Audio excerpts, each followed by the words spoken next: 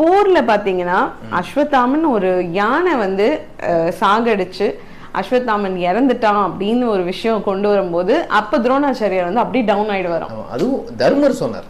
அதுதான் முக்கியமான விஷயம். தர்மர் பொய்யே சொல்லாத ஒரு ஆளு அவர் அஸ்வத்தாமன் இறந்துட்டான் அப்படின்னு சொன்ன உடனே துரோணாச்சாரியர் நம்பிட்டாரு. சரி ட்ரிக் இல்ல.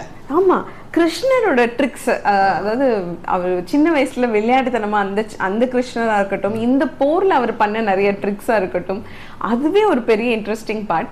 ஸோ அவரை வந்து இவரை வச்சு சொன்ன உடனே அவர் அவ்வளோ டவுன் ஆன உடனே அவரை வந்து கொண்டுட்டாங்க போர்ல.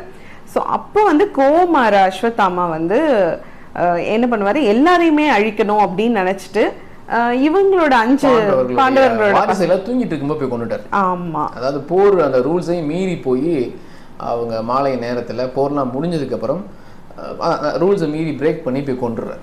ஆமா, அது மட்டும் இல்லாம பிரம்மாஸ்திரத்தை எடுத்து